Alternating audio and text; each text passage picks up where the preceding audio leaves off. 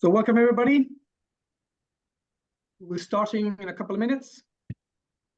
So get yourself comfortable, get yourself a cup of coffee, and we'll soon be with you.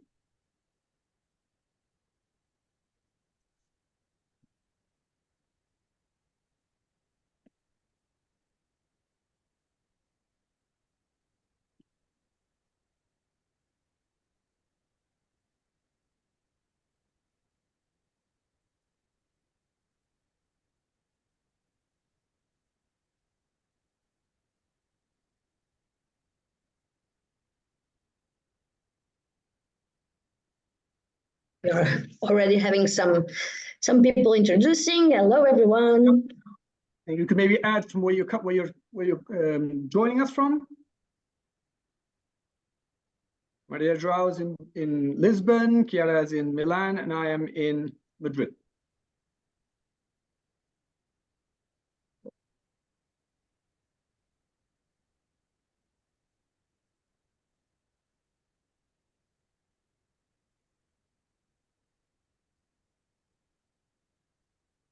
Great, we're having great response. Over 100 people already joined.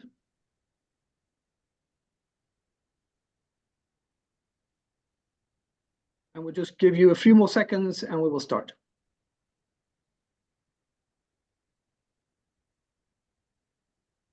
Great people from all over the world. Italy, Mozambique, I think I've seen somebody there as well. Yeah, Mozambique, Angola.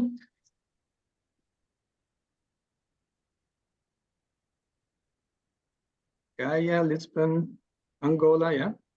Barcelona, Madrid, Setúbal, Maputo. Great audience.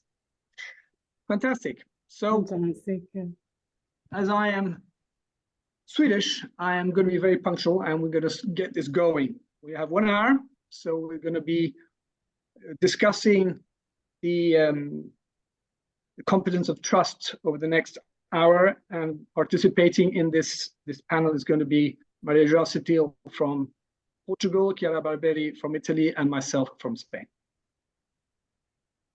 So everything is changing, and it's changing at an accelerated rate. I mean, in the past 4 years, we've had pandemic, we've had political instability, we have had cultural changes, the environment, everything is changing, and it's not going to stop. So we talk about liquid environments. We talk about an environment we need to adapt quickly to these changes. And one thing that we need to adapt is our leadership mentality, leadership style, the way we lead people instead of managing people. I like the analogy of the rowing crew. It resembles the leadership that was used 50 years ago, 50, 60 years ago, where you had the coxswain at the end of the boat, giving out the instructions and explaining what to do, and he would adapt quickly, and people would just follow his lead. Now, what's happened today? Today, it's not like a nice, placid lake. Today is more like the whitewater, where the leader was in the middle of everything, probably can't even hear the people next to him because of the roar, the sound, the noise going on in all different aspects of business. So I'd just like to make an analogy of how it was before, during the industrial age and regarding the knowledge worker age. In the industrial age, leaders were taking all the decisions, telling what people had to do. They would be supervising. People were treated as a thing. And actually, if you think about it, in the industrial era, it worked. People would be on a conveyor belt, would have simple jobs and complex processes. and they would be instructed to do A, B, C, and don't move out of there. Nowadays, we're not in the industrial era anymore. We are in the knowledge worker era, where the most important organ of ourselves is the brain. Before it used to be the muscle, now it's the brain, where people have the liberty of choice to choose where they want to work, how they want to work, and in many ways, the way to work. So we need to adapt this change towards the ability of people to decide over their own jobs and how to work. So just a couple of statistics I found were interesting here. People who trust their leaders are 61% more likely to stay. We've also heard about the massive renounce of people moving out of the jobs of the past 2 years, because people came to realize that they had the ability to choose if they wanted to stay or not. But here, the important thing is if they trust the leader, they're 61% more likely to stay. On the other hand, colleagues working in a high trusted group experience 90% more joy than people who don't in other organizations where trust is low. So one final statistic is that organizations with the highest level of trust have a revenue growth that is even 3.6 times higher than organizations with a low trust level. So what gets leaders apart from leaders who are the low trust leaders and who haven't really mastered the essence of trust, which is what we're going to speak about today? First of all, who they are is to do with their character. Secondly, how they think is their mindset is different. The actions they take, their behaviors and their practices. And finally, the results they get. We have a model that we call the change model, which basically says the way we see the world is based on our paradigms, and this has an impact on our behavior, and that behavior provides us results. Now, I remember Einstein's definition of madness was doing the same things, expecting different results. If you want different results, we need to do things differently. However, if we only focus on our behaviors and practices, the results that we will get, or the changes in the results, usually are minimal. Our challenge is to go back into this model and focus on our paradigms, the way we see things. And that's the way leaders see people. During the industrial era, people were seen as a thing, as a body, considering how they were paid, the materials they use, working conditions. Yes, they were important. However, nowadays, with the whole person paradigm, we also need to take into consideration that people have a mind.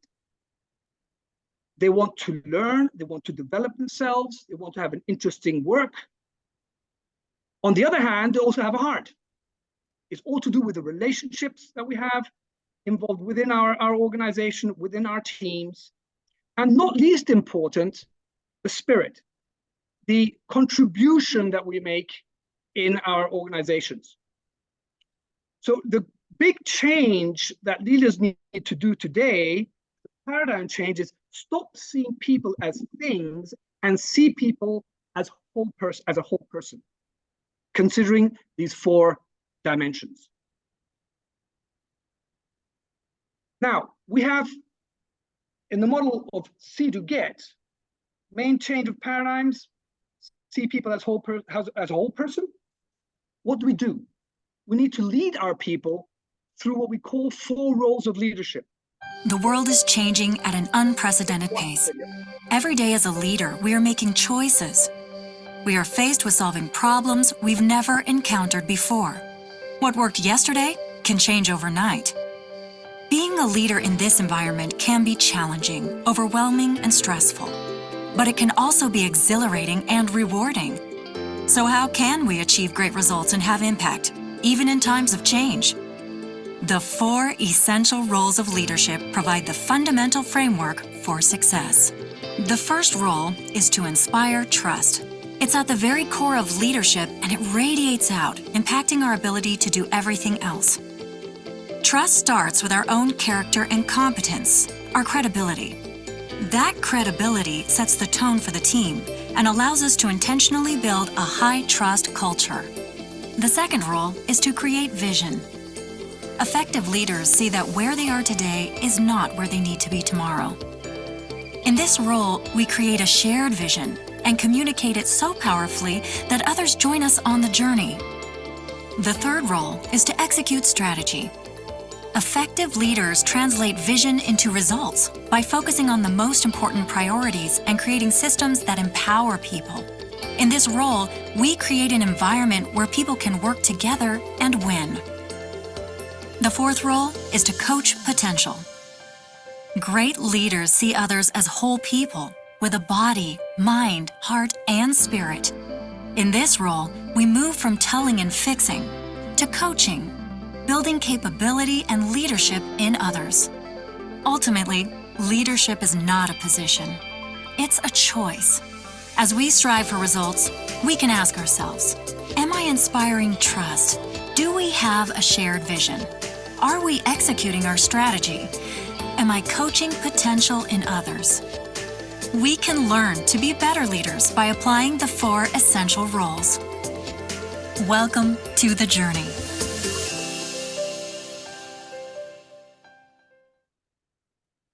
As we saw in the video, the world.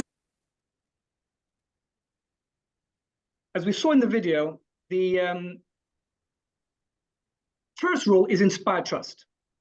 If a leader doesn't inspire trust, eventually things don't work. And now we're going to go into more detail regarding the competence of trust. Now, as I said before, people have to see their leaders have to see their people as whole people. Lead them with the 4 roles of leadership, starting with inspiring trust, in order to achieve a higher level of engagement and better results. So let's make a deep dive now into the competence of trust, and I'll pass over the mic over to Maria Joao. Thank you, Christian. Thank you for these great thoughts on how is leadership going on today's world, and what are our biggest challenges on leadership. So you told us that it was important to use the see to get paradigm. So the see to get tells us that the results that we get pretty much depend on the paradigms that we have. So if trust is so important, what we must do is really try to change the mindset and try to start changing the mindset that we deal in leadership. So we need to move on from a command and control mindset to a trust and inspire way of leading people. So here we have some of the characteristics of the trust and inspire leadership. And let me notice that these are not supposed to be oppositions. These are more like an evolution. So in today's world, what it is important is for us to grow. It's to change, and change the way that we see people and the way that we lead. When we are talking about trust and inspire, we are talking about seeing the whole person. We are talking about letting go of some control, letting go of some habits that we have that unleash people, that don't unleash people. So it's really about changing this mindset and growing, in moving to a trust and inspire environment. And this, as we see, we have different kind of leadership, and we can have an authoritarian command and control. This was very often seen in the industrial era, like Christian was saying.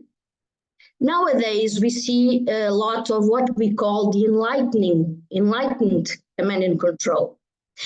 In this type of leadership, Well, leaders still have the control, but they already know that people need some attention.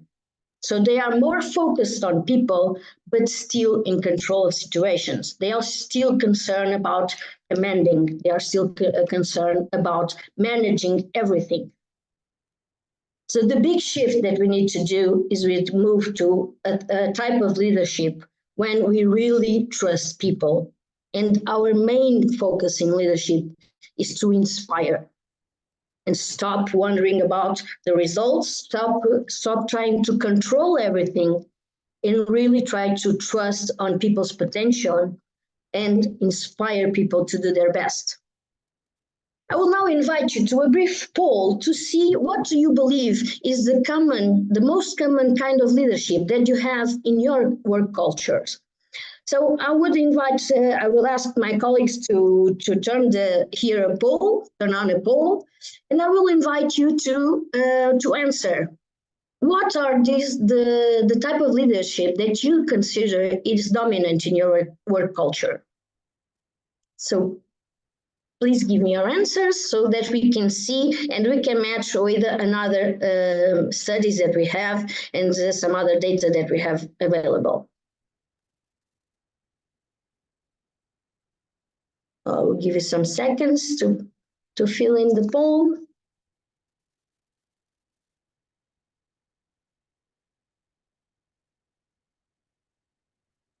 Okay.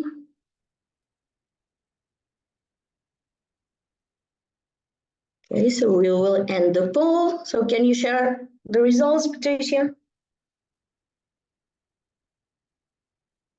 Okay, so as we see here, authoritarian command and control is still very implemented in our organizations.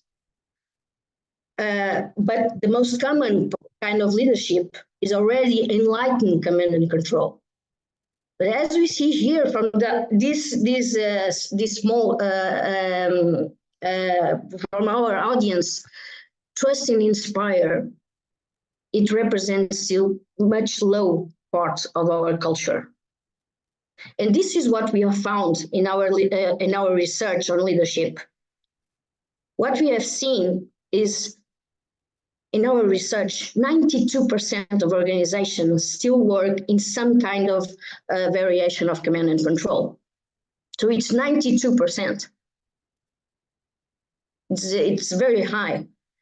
And also what we see is the 8% that already moved for a trust and inspire culture, we see big results. We see that are six times over more likely to be high performers. They are 56% more productive than engaged employees. So what we are seeing in research is that inspiration is more powerful than engagement. And this is huge. This is something very, very important. So if you are still focused on how do we promote engagement in people, how do we move productivity, well, we invite you to check that paradigm and see what's going on. Are you still in some kind of command and control mindset? But because this is the results that we are seeing, you can have bigger results. You can really drive results through trust, through inspiration.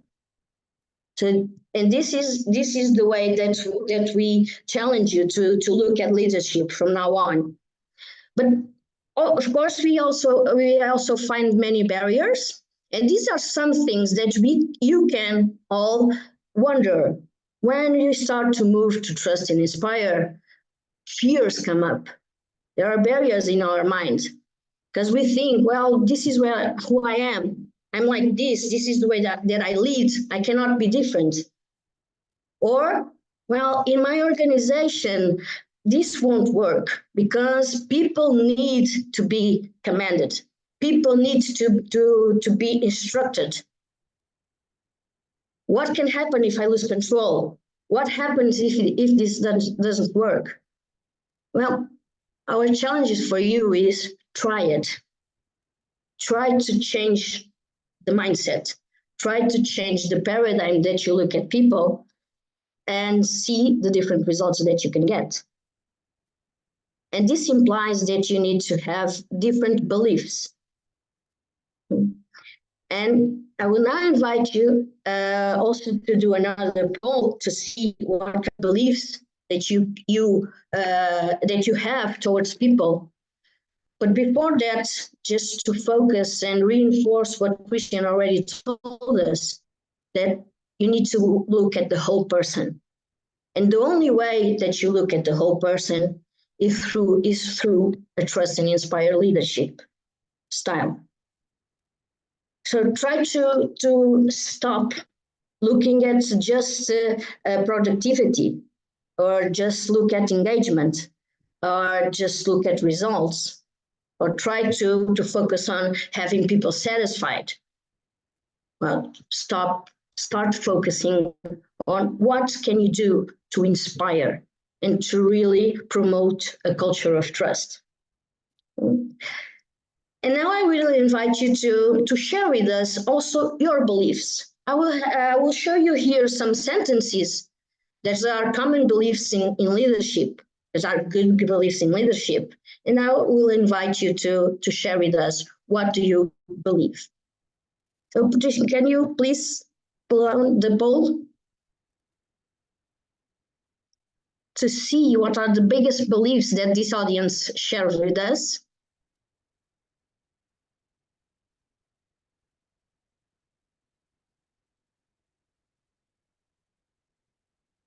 I'll just give you some seconds here.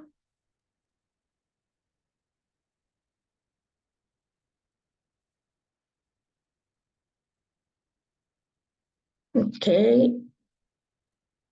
I think we have enough time, so can you show us the results?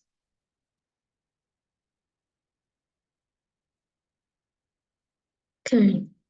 Well, what you are seeing here is most of you believe that people have greatness inside them. So this is a very good way to begin with trust. If you don't believe there is greatness inside people, it's going to be harder to trust them. So if you already have that belief, great work. So it is important that you try to move on these other beliefs. Because if you want to really be trusting, inspire leaders, it is important that you believe that all these sentences are right and are correct and should be applied to your leadership style. Because at the end, the biggest antidote for fear is trust. And to see and to help us on having some good practices on how can we promote trust, I will invite Chiara to share some ideas with us. Chiara. Thank you, Maria. Very, very interesting. So we are speaking about trust, and we are speaking about the importance of trust. I remember when I was at the beginning of my career and I spoke about trust with leaders and managers. The idea that I felt was something like a doubt, because speaking about trust was something that people really didn't believe in. Nowadays things are different. What Maria Joao and Christian just showed us is something that really organizations and managers as leaders start to realize, start to understand. The problem maybe is to understand what can we do, because it's not so easy to work on trust. We like the idea, but it's not so easy to understand what are the specific actions that we can do. And so what I'm trying to do right now is to give you some insights in order to understand what can be a framework that can help you not just to do this paradigm shift, but to identify specific actions that can be done by everyone in trying to be a leader at the speed of trust. What is important to start from is the idea that we understand what are the signals of trust that we send, or maybe we don't send. Awareness is important, always important when speaking about leadership and leadership development. And when we speak about trust, awareness is more and more important. Let's watch this video together. Start with current affairs, then hit our cover story by page 10. Oh yeah, I love to know. When people send us low trust signals through what they say and do, we feel uncertain, unsafe, even suspicious of them, which can kick us into survival mode. This survival response overrides the part of our brain that handles complex thinking, slowing or even shutting it down, and limits our ability to do quality work quickly. Everything slows down. We're too busy trying to survive. When people send us high trust signals by what they say and do, our survival response calms down. We feel safe and confident, which allows our complex thinking to come back online, which frees us up to communicate, collaborate, and innovate with speed. Do our trust signals make it easier or harder for the people around us, our teams and organizations, to operate at the speed of trust?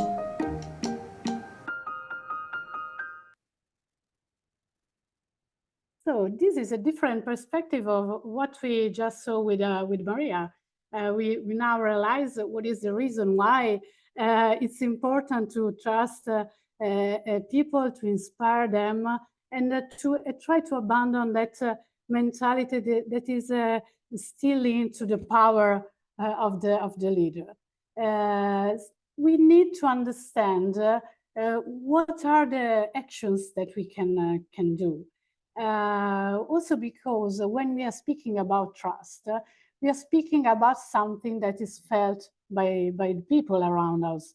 What is trust? Stephen Markovy helps us with this definition, because it's not always easy to understand, to identify what is the concept of trust. So here we find that trust is linked to confidence.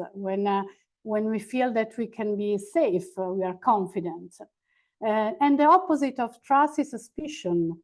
If you don't trust in your manager, for example, you will have the feeling that what he or she does is something that makes fear to you in a certain way. How can we build the feeling of trust? We will discover a little better more after.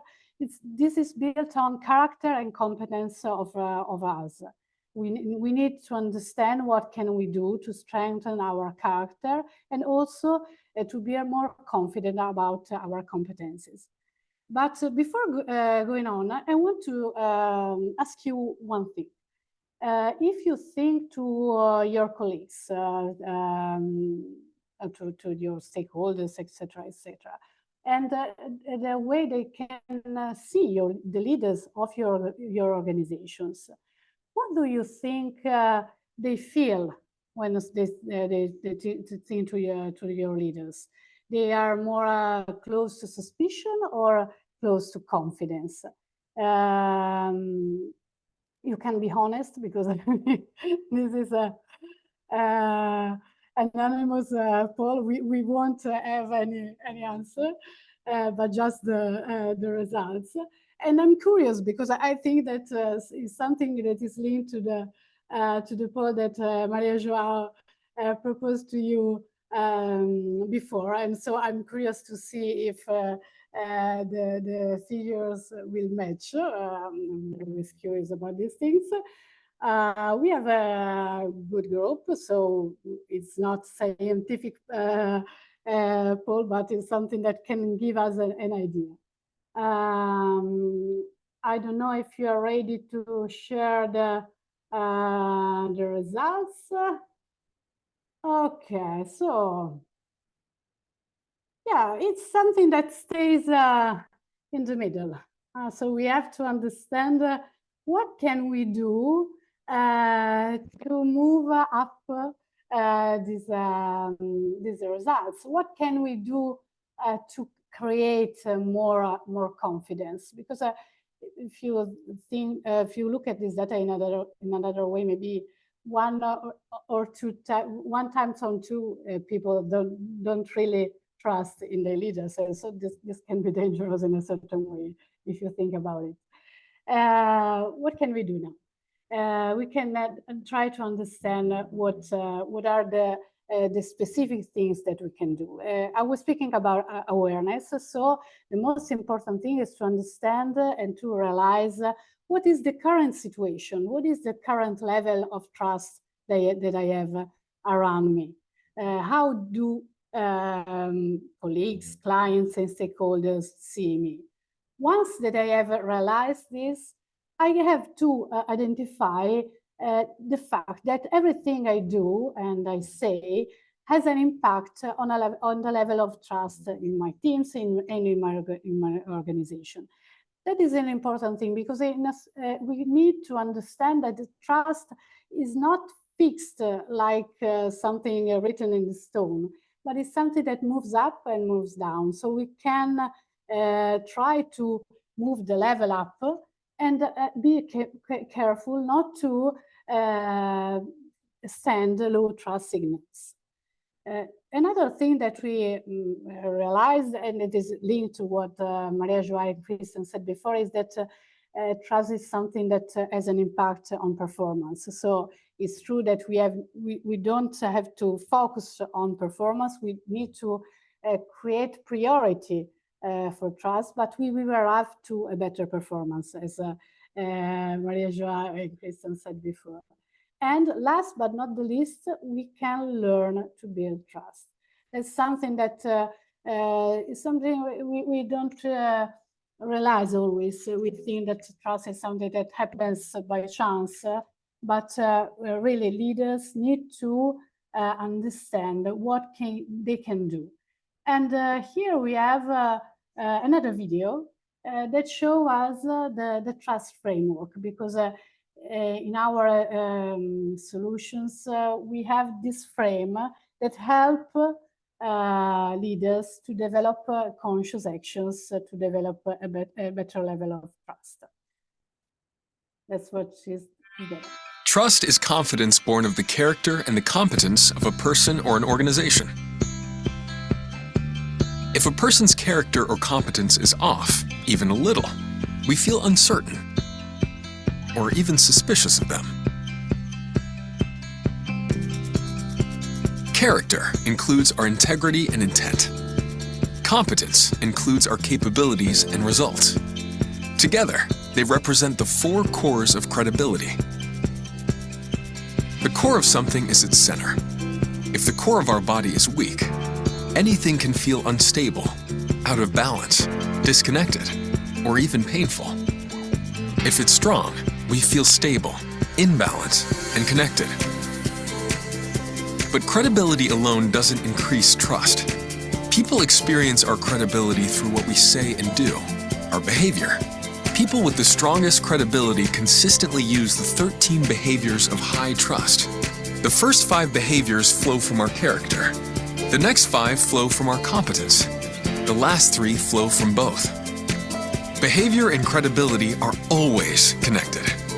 If we weaken one, we automatically weaken the other. If we strengthen one, we automatically strengthen the other. Together, our credibility and behavior can create powerful relationships that make great trust outcomes possible. But high trust is only possible if it's built from the inside out, starting with you.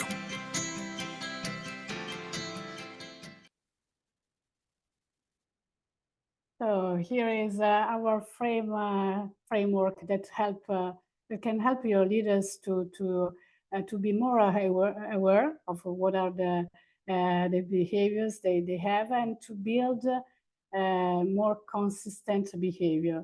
This is a long job sometimes, but if you are but if you are aware of what you're doing, you can build really a better level of trust, and that can have a huge impact on every relationship in your teams and in every organization. We are ready for the last part. We have prepared for you also a Q&A session. I ask you to write down your question in the Q&A button. Maybe I start with the easy and the easy one, that is yes, it will be it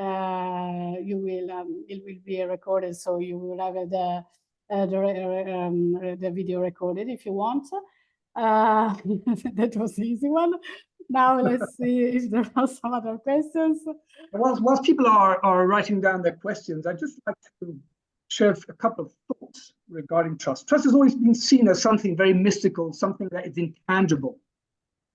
But in Franklin Covey, we've been working with the concept of trust for the past 20 years and found that we can develop, restore, and extend trust in people and organizations. Just for you to understand the impact that trust has, is think about somebody you don't trust. No names, just think about somebody you don't trust. And ask yourself, what's it like working with that person? What's communication like? What results do you get? Now think the opposite. Think of somebody you do trust. What's it like working with that person? What's communication like? What results do you get? Usually the answer will be totally different, the opposites. That's why trust is so important, and it can be learned, as we saw before. Just one last quote from Warren Buffett. I've said this in one place. It says, Warren Buffett said, "Trust is like the air we breathe. When we have it, nobody notices. When we don't have it, everybody notices." Okay, so we also have here one question directly for Chiara. Chiara, we have here Elder is asking you what examples may you share regarding the impact of speed of trust on muscle-driven industrial organizations. Yeah, thank you. Yeah, I understand the point, because it's when we said we come from the industrial era, and it seems like a judge versus some industries is not that the idea. We can work also in that kind of industry. What is important to do is to understand that there are, when we are speaking about leading at the speed of trust, we are speaking about responsibility.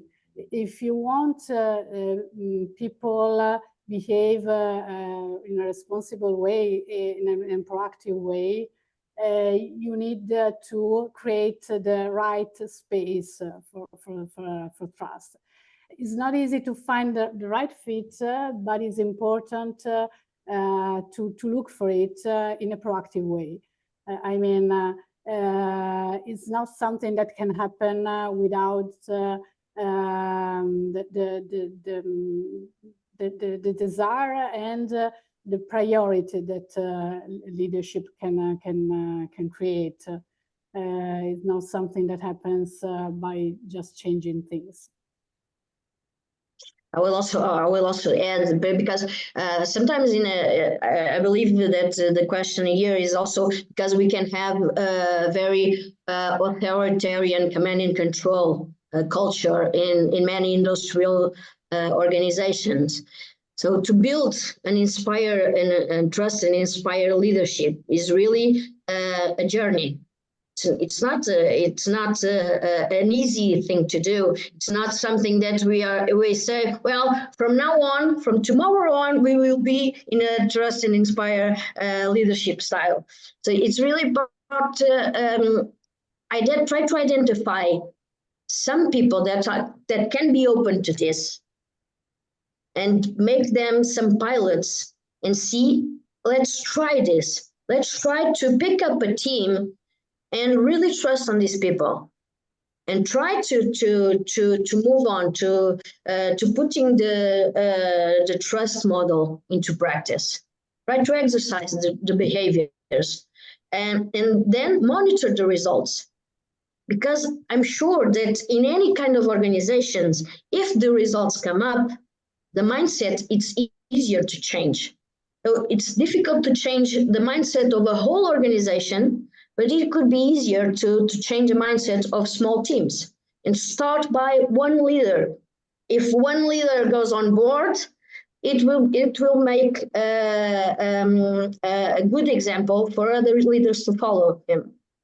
So that could be my advice. We also had here a question about books. What kind of books can we suggest? We will suggest you the books for Stephen M. R. Covey, of course, The Speed of Trust. And also you have the new book of Trust and Inspire Leaders that is very, very useful here. That's Smart Trust. Yeah. No, Christian, are you looking also at the questions here too? Yes, and I was looking at this question of Jordi. So you mentioned a very interesting insight. Trust is something that starts from the inside. Correct. It's an inside-out process. It starts with you, and then it radiates towards other people in your relationships. But many people say, no, you have to inspire trust. No, it starts with you. You can't change anybody. You can only have the challenge of changing yourself. And by inspiring trust, as we saw also at the core of the 4 roles model, that way we have an impact on others in our behaviors. We call them the 4 pillars. I always use the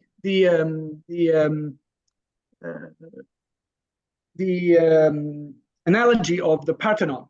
The Parthenon has these 4 strong pillars that's holding up the roof, and the roof are the behaviors. If we haven't got those strong 4 cores, the behaviors will just collapse. So, yes, of course, this goes beyond a workshop. You really need to work at it intentionally. Unfortunately, many organizations create culture by chance. We need to have it part of our strategy to really introduce this concept of trust and work on these 13 behaviors that we saw before. Absolutely. And then next one, leaders need to have good tools, especially the services, to have all of them united and working like one. Correct. I will also have here a question. I think trust is hard to achieve, and sometimes it may be seen as weakness. Mm-hmm. And this is a great question, and Chiara already mentioned a little bit about this. Chiara, do you want to go and answer this one? It's something that's related to cultural bias that we have toward trust, I think. I mean, there are several cultures where trust is something for stupid people. So we have to be aware of this fact.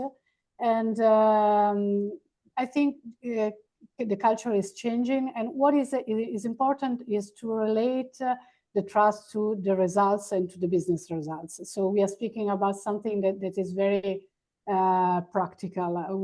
When there is trust, everything goes faster, and it's easier to get results. And there is always also a good effect on costs, because we pay less if there is trust. So in some organizations, we help the leaders to do this shift, because I always say sometimes trust hasn't a good reputation. So we need also to change how trust is seen, and we can start by results and business results. Great. So I will also pick up here a question brought by George that was also referred from another question that was put in the chat. That is, we are seeing this as in the leadership perspective. How do leaders promote trust? And George is asking. If you have a supposed leader that you don't trust, what is our advice? And someone else also asked the question that how does this work in the perspective of the collaborator, the individual collaborator? And what we are seeing in research, and we are also starting to work on trust in two perspectives, leading at the speed of trust and also working at the speed of trust. And what we see by research is that these 4 pillars and the 13 behaviors, they work both ways. So if I'm a leader and I lead people according to these behaviors, I will promote trust. I will perhaps, Chiara, I will invite you to turn to the last slide to have us hear the behaviors present, so that people can be seeing this. What we see is this: if we put these behaviors into practice, either if I'm a leader or if I'm an individual collaborator, contributor, this will work. So we will work on trust.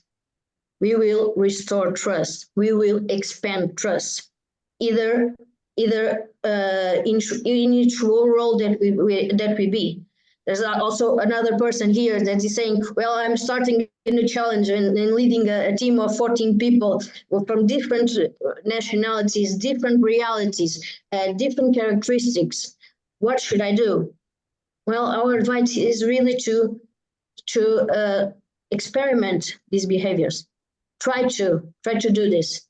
And this works in every situation, every context, because trust doesn't have a gender, doesn't have a race, doesn't have anything. Trust is universal. Or you have it or you don't have it. And if you don't have it, like Christian was saying, you may not see it, but it is like a virus that eats up organizations. So it's really about changing your paradigm. That is the only way that you can move on. Moving forward is really looking at people in a different way and start believing. You must start believing that your leader that you don't trust, that he can change or she can change, that you can change, and that the relationship between people can change. And if you do really believe in this, you will see things happening and things changing. So I don't know, Christian, do you want to pick up here another question? Because we are having many questions. How to build trust? Anna is saying, do you want to pick up any questions? So I would say here, you have also a framework on key behaviors to unfollow, build inspiration, about precisely about the 13 behaviors of high trusted organizations. I remember talking to Stephen a few years ago, and I asked him, Stephen, why 13? Could you make it 12? Dozen?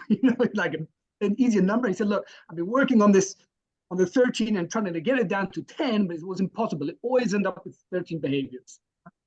Now, we also need to find the sweet spot when we're applying these behaviors. This is like, I don't know if somebody plays blackjack. If you go over 21, you lose. If you go below, too low, and the bank has a higher number, higher score, then you also lose.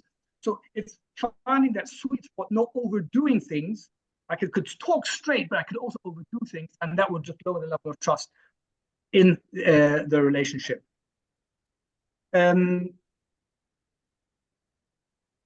Just remember, high trust means speed goes up, costs go down. Low trust means costs go up, speed goes down. When we talk about speed, things don't happen. People dilute responsibility. They don't want to assume it. They're more like victims. Get somebody else to take the flag. Mm-hmm. Just look at the question. We're almost ending our time, but I would like to have most of the questions answered. And Susanna, we have here a question that some other people also referred. When we have organizations with a high percentage of turnover and the organizations that are not retaining people. So what can we do? And if there's no retention, there can be no trust. Is this true? Well, what we say to you is try to think it in the opposite way. So why are people leaving? Are you still focusing on engagement? And for the new generations, are you focusing all your leadership efforts on results and engagement, or did you already move to inspiration and trust? Because what you see is that the new generations, well, there's a phenomenon of having a more turnover that is going to be a characteristic of the world. Turnover will be higher because that's a characteristic. We need some changes more often, and that's a reality. But if you have high turnover, much high turnover, you need to think on how are you dealing with people right now. Are you really still focusing on a command and control or an enlightened command and control culture? Did you move or did you move to trust and inspire? Because if you inspire people, they will stay. And for the new generations, this is really important. They don't like to be managed. They don't like to be controlled. They want to be inspired. And this, what we see is that emotion in the whole person is really critical on retention. The way that we deal with people in the whole person paradigm. So I believe that if you still have a high turnover, it's probably good to try to see what am I doing to inspire people. Yeah. I mentioned is that the changes from industrial age to the knowledge worker age. Again, we're in the wide waters. We don't know what's going around the other corner. You know, maybe another pandemic. You know, look what's happening in the wars with Israel and Ukraine, and it's we don't know what's going to happen. That's why we need to adapt and adapt quickly. Yeah, and moreover, I think the most important thing is to understand that it's something we have to focus on and become our priority. Building trust is something that cannot be something that can be delayed. Sometimes regarding to a question, people maybe don't deserve our trust, and maybe we fight against some proofs that we don't have to trust. The idea is to be a leader and to understand what is the right size of trust. And on this help us the idea of smart trust. We have to check our propensity to trust and also understand what is the right moment and the right action, the deliberate action that we can build to build trust, because that is the key idea. We cannot having people stay in our company if there is no trust, and I think this is essential, especially for new generations. Otherwise, we will remain alone. Carrie, we also have your question about the 13 behaviors and the question of what does right wrong means. And I translate in a very Italian. Good question for us to clarify. Yeah, you make a mistake, fix it. Don't put your head in the ground and the problem's not there. Okay. And lastly, as you have an experienced problem of trusting people that deserve it, when we talk about smart trust, we can't be gullible either. Smart trust means that you have a propensity to trust, but at the same time, you have analysis, you have information that says that you can or cannot. Okay? When you have both, when you have the information and the propensity, that's what we call smart trust. If you have the propensity but don't have the information, you can be gullible and can be taken advantage. Yeah. Okay, so I think time is nearly up. We're going to just push the last video. And I like the analogy that trust has a domino effect. Yeah, it does. Yeah, we have prepared for you this last video.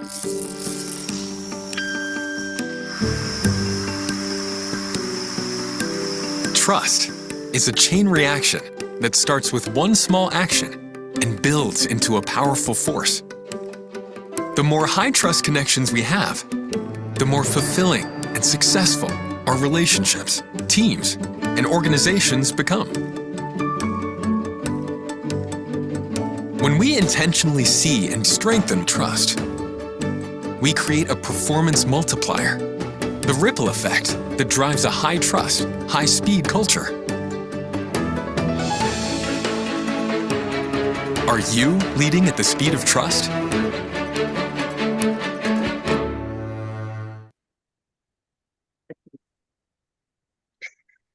Okay, guys. I think that's it from our side. So thank you very much. You are all going to receive the link for the recording of this session. Thank you for all the great participation that you all had. Chiara, it was a pleasure. Chiara and Christian, always an honor and a pleasure to be here with you, and just leave you both also with the final word. Thank you so much. Bye-bye. Thank you. Thank you.